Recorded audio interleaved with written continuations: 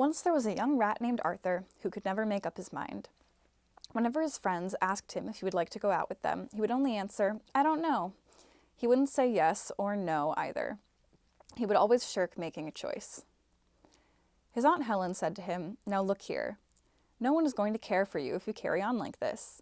You have no more mind than a blade of grass." One rainy day, the rats heard a great noise in the loft. The pine rafters were all rotten, so that the barn was rather unsafe. At last the joist gave way and fell to the ground. The walls shook, and all the rats' hair stood on end with fear and horror. "This won't do," said the captain. "I'll send out scouts to search for a new home." Within 5 hours, the 10 scouts came back and said, "We found a stone house where there is room and board for us all.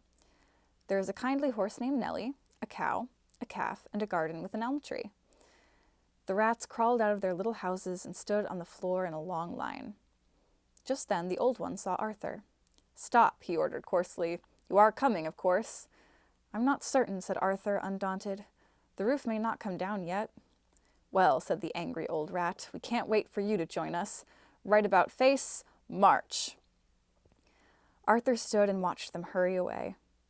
"I think I'll go tomorrow," he calmly said to himself. "But then again, I don't know. It's so nice and snug here." That night there was a big crash. In the morning some men, with some boys and girls, rode up and looked at the barn.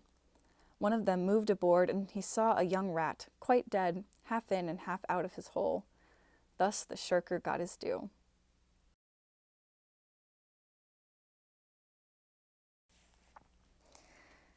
Kit.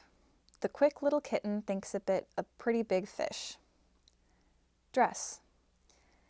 Many of Fred's friends slept in tents and then get drenched by the treacherous weather. Trap. The harrowing black cat dashes at any man and likes to land on the plaid carriage. Lot. The honest swan stops and acknowledges the fox dodging the bothered. The honest swan stops and acknowledges the fox dodging the bothered wasp. Strut. Mother loves butter that comes from the southern countryside. Foot. The butcher should put the pudding in the wooden nook to cook. Bath. Can't half the staff ask to transfer to the enchanted castle in France? Cloth.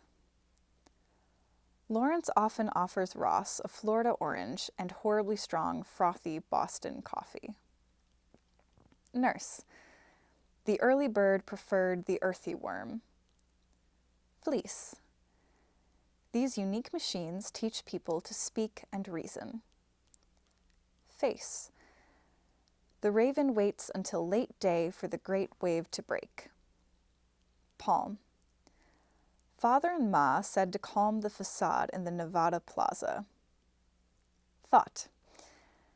The small walrus caught the hawk in the salty water. Goat. The mauve rose slowly grows in Owen's old grove. Goose. Beautiful music booms and humans move to the groove. Price. The shy writer types at night to fight the silence in their mind. Choice. The spoiled boy hoists the toy from the soil. Mouth. Mountains of flowers crowd the grounds about the house. Near. Deirdre's fear seriously interferes with her ideal career. Square. Beware of scarce fairies, rare mares, and scary prairie bears. Start. The Sahara party marvels at the far star on the safari. North. Laura's warm aura reforms Thor's horse for the important war. Force. The adorable boar snores hoarsely and notoriously hoards imported pork. Cure.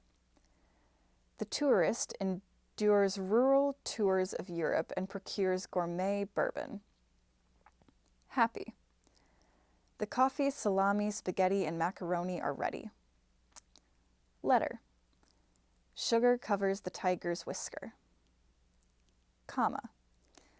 Bertha's and Cinderella's saga is a drama. R.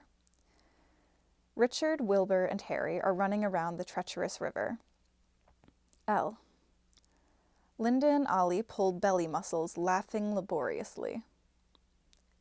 NG.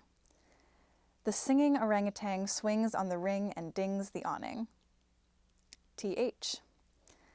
The thespians gather and breathe 3 authentic breaths together. H. Harry and Hilary happily harvest heaps of herbs behind the beehive. YOD. The cute, dutiful blue cuckoo resumes cooing suitable tunes enthusiastically. Let's try that again. YOD. YOD. The cute, dutiful blue cuckoo resumes cooing suitable tunes enthusiastically. W. Will and Drew whistle when the wind blows between the whimsical weeping willows. ING. Ms. Fanning is walking and hiking in Wyoming. S. Susie lives in her sister's house on Easy Street with her Siamese cats and Siberian husky dogs.